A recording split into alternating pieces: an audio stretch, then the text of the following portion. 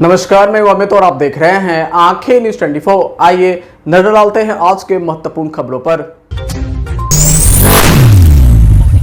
नमस्कार, मैं अमित और आप देख रहे हैं आंखें न्यूज 24। एनडीए की बैठक खत्म होने के बाद बैठक से बाहर निकले जनता दल यूनाइटेड के बिहार प्रदेश अध्यक्ष उमेश कुशवाहा ने कहा कि 2025 में बिहार विधानसभा चुनाव होना है। इसको लेकर बिहार के मुख्यमंत्री नीतीश कुमार ने सभी घटक दल के नेताओं को यह दिशा निर्देश दिया है कि हमें आगामी विधानसभा चुनाव में एकजुट होकर सभी सीटों पर लड़ना है। साथ ही विपक्ष के द्वारा ये कहे जाने पर कि एनडीए हिंदू मुस्लिम कर रहा है, इसका जवाब देते हुए प्रदेश अध्यक्ष उमेश कुशवाहा ने कहा कि विपक्ष के पास कोई मुद्दा ही नहीं है, इस बात का फैसला जनता करेगी। बिना काम का क्रेडिट लेने वाले लोगों को, जन विरोधियों को सब लोग देख रहा है। वहीं दूसरी तरफ जब पूछा गया कि पशुपति कुमार पारस आखिरकार इस मीटिंग में क्यों नहीं दिखे, इस पर जनता दल यूनाइटेड के प्रदेश अध्यक्ष उमेश कुशवाहा ने कुछ भी नहीं कहा है। बैठक को लेकर क्या मंथन किस चीजों पर हुआ? आप जानते हैं कि विगत चुनाव है, अभी चुनाव होना है, 2025 का चुनाव होना है। हमारे जो एनडीए के घटक दल हैं सब लोग एकजुट होकर एक साथ रहेंगे। चट्टानी एकता का जो संदेश है नीचे स्तर तक के काम करेंगे। विपक्ष कह रहा है कि हिंदू मुसलमान में चलिए, विपक्ष के पास कोई मुद्दा है ही नहीं। विपक्ष के पास जो आप जानते हैं, जनता पर हम लोग छोड़ दिए हैं। जनता फैसला कर देगी। बिना काम के क्रेडिट लेने वाले को, बिना जन विरोधी को, समाज विरोधी को लोग देख रहा है। नमस्कार, मैं अमित और आप देख रहे हैं आंखें न्यूज 24। बिहार के मुख्यमंत्री नीतीश कुमार के एक अन्य मार्ग स्थित सरकारी आवास में एनडीए की बैठक खत्म हो गई है। बता दें कि बैठक खत्म होने के बाद बैठक से बाहर निकले जनता दल यूनाइटेड के कोटे से बिहार सरकार में मंत्री अशोक चौधरी ने मीडिया से बात करते हुए कहा कि बिहार के मुख्यमंत्री नीतीश कुमार ने हमें दिशा निर्देश दिया है कि 2025 के बिहार विधानसभा चुनाव में हम सभी लोगों को एकजुट होकर 220 सीटों पर विजय प्राप्त करनी है। बैठक को पंचायत स्तर तक करने का बिहार के मुख्यमंत्री नीतीश कुमार ने एनडीए में शामिल सभी घटक दलों के लोगों को दिशा निर्देश जारी किया है। दिशा निर्देश मुख्यमंत्री ने दिया है। माननीय नेता श्री नीतीश कुमार के नेतृत्व में 2025 का चुनाव लड़ना और 2020 का जो माननीय नेता ने लक्ष्य दिया है उसको प्राप्त करना, इसके लिए सभी एनडीए घटक दल के नेताओं ने संकल्प लिया है और एकमुश्त होकर इसको पंचायत स्तर तक इस बैठक को आगे भविष्य में करने का निर्णय लिया है और पूरी एकजुटता के साथ दोबारा इस प्रदेश में एनडीए का परचम लहराए, इसके लिए सब लोग संकल्प लिया। कमेटी की बात हुई, कोऑर्डिनेशन कमेटी, कोऑर्डिनेशन है ही, कमेटी का क्या है, पूरा कोऑर्डिनेशन है। पूरा सीटों का लक्ष्य रखा गया है 2020 प्लस 220 प्लस 2025 में 2020 प्लस। नमस्कार, मैं अमित और आप देख रहे हैं आंखें न्यूज 24। अगले साल यानी 2025 में बिहार में विधानसभा चुनाव होने वाला है। इसकी तैयारियों में सभी राजनीतिक दल अपनी अपनी गतिविधियां तेज कर दी हैं। बता दें कि एनडीए वर्ष 2025 में होने वाले विधानसभा चुनाव की तैयारी में अभी से जुट गया है। बता दें कि सोमवार को मुख्यमंत्री नीतीश कुमार की अध्यक्षता में एनडीए घटक दलों के नेता कार्यकर्ताओं की बैठक होगी, जिसमें जदयू के अलावा एनडीए में शामिल भारतीय जनता पार्टी और अन्य दलों के नेता 2025 में जीत और राज्य में सरकार बनाने की रणनीति पर मंथन करेंगे। तो वहीं एनडीए की इस बैठक पर विपक्षी राजद ने तंज कसा है। मुख्य रूप से विधानसभा चुनाव की रणनीति बनाना और सभी घटक दलों के नेताओं कार्यकर्ताओं में बेहतर समन्वय स्थापित करना इस बैठक का एजेंडा है। इसमें जदयू, भाजपा, हम, लोजपा, आर और रालोसपा के नेता शामिल होंगे। बता दें कि मुख्यमंत्री एनडीए नेताओं और कार्यकर्ताओं को दिशा निर्देश जारी करेंगे, जिसके आधार पर आने वाले समय में इन सभी दलों के नेता और कार्यकर्ता अपने अपने क्षेत्र में जनता के बीच जाकर काम करेंगे ताकि अधिक से अधिक वोट हासिल कर सके। बता दें कि जानकारी के मुताबिक मुख्यमंत्री आवास एक अन्य मार्ग में पूर्वाह्न 11 बजे बैठक शुरू होगी। वहीं बैठक में बिहार के सभी केंद्रीय मंत्री, राज्य सरकार के मंत्रीगण, सांसद, विधायक और पार्टी जिलाध्यक्षों को बुलाया गया है। वहीं 20 सूत्री कमेटियों के उपाध्यक्ष भी रहेंगे। वहीं राज्य की 4 विधानसभा सीटों पर नवंबर में हो रहे उपचुनाव पर भी बैठक में चर्चा होने की उम्मीद है। आज की बैठक के संबंध में भाजपा के बिहार प्रदेश अध्यक्ष दिलीप जायसवाल ने कहा कि केंद्र और राज्य सरकार के विकास कार्यों का प्रभावी ढंग से प्रचार प्रसार हो, लोगों तक पूरी बातें पहुंचे, इस पर बैठक में चर्चा होगी। वहीं जदयू के कार्यकारी राष्ट्रीय अध्यक्ष संजय झा ने बताया कि 2025 चुनाव को लेकर एक अभियान की शुरुआत इस बैठक के माध्यम से होगी। वहीं प्रदेश अध्यक्ष जदयू के उमेश सिंह कुशवाहा ने कहा कि इस बैठक से एक संदेश जाएगा कि एनडीए के सभी घटक दल पूरी तरह से एकजुट है। एनडीए गठबंधन दल के सभी सांसद, विधायक, विधान पार्षद, जिला अध्यक्ष और सभी प्रमुख नेता को आज इस समन्वय बैठक में बुलाया गया है। इस पर संगठन को और धारदार कैसे बनाया जाए और प्रदेश से लेकर बूथ स्तर तक हमारे एनडीए गठबंधन के सभी कार्यकर्ता आपसी समन्वय बनाकर आगे की रणनीति तैयार करें, इस पर आज विशेष चर्चा होगी। मुख्यमंत्री नीतीश कुमार जी को मैंने पहले कहा कि एक राजनीतिक संस्था है वो, इतने लंबे जीवन काल से वो संगठन को नेतृत्व देने का काम कर रहे हैं और आज उनका हमें सुझाव भी मिलेगा, टिप्स भी मिलेगा।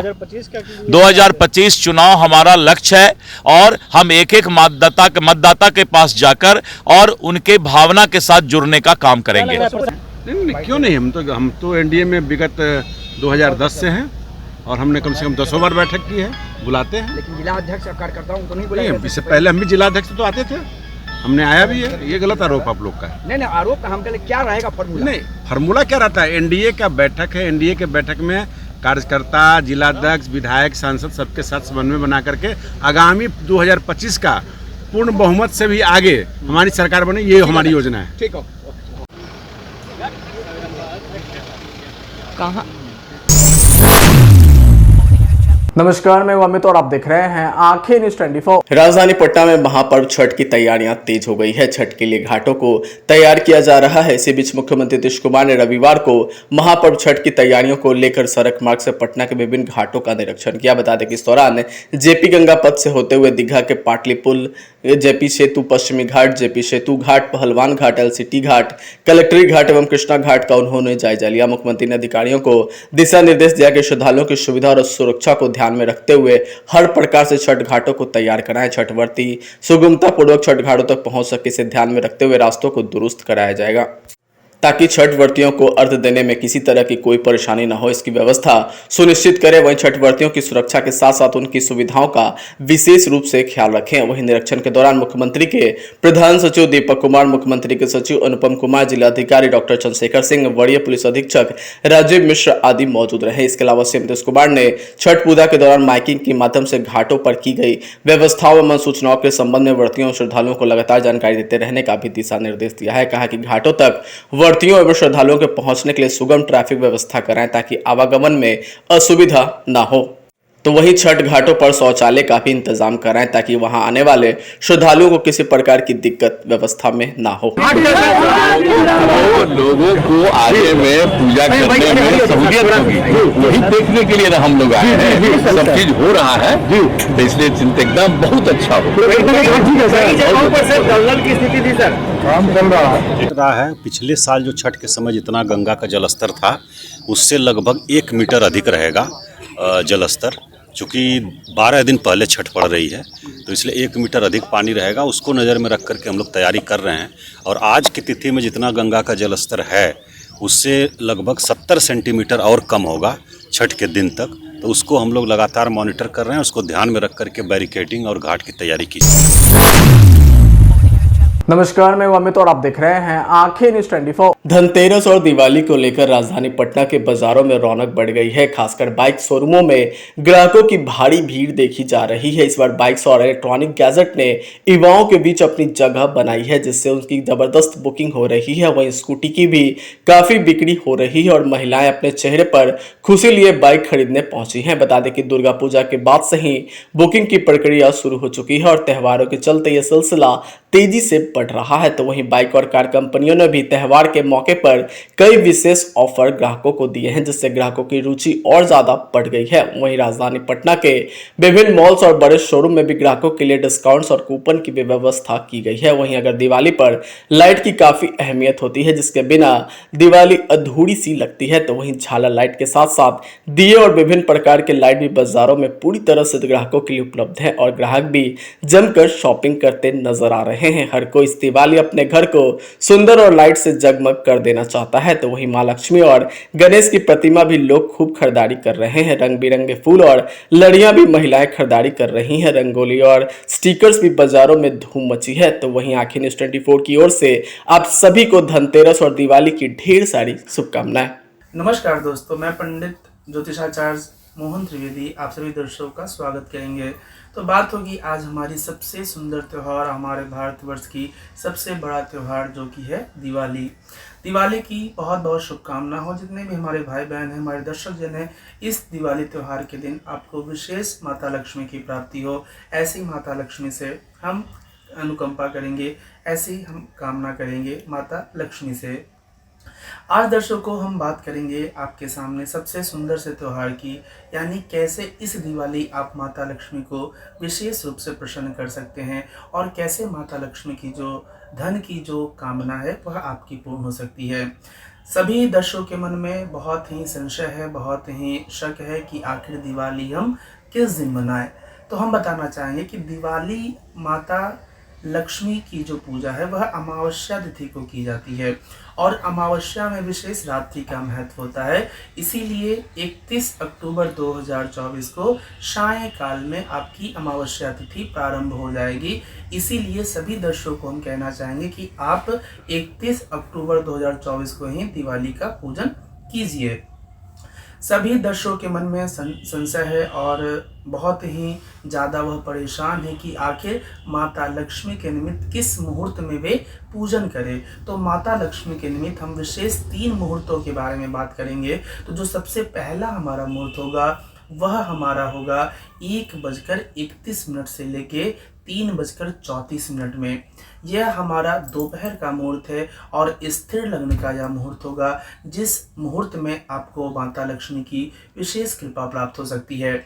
जो भी जातक हमारे अगर आप वैभव से जुड़े हुए हैं, सुख से जुड़े हुए हैं, तो उन्हें बताना चाहेंगे कि जो दूसरा लगन है, जो विशेष प्रदोष काल का महत्व माता लक्ष्मी की पूजन में विशेष रूप से मनाया जाता है, वह होगा हमारा 6:11 से लेके 7:50 तक, जो कि वृष लग्न का मुहूर्त होगा।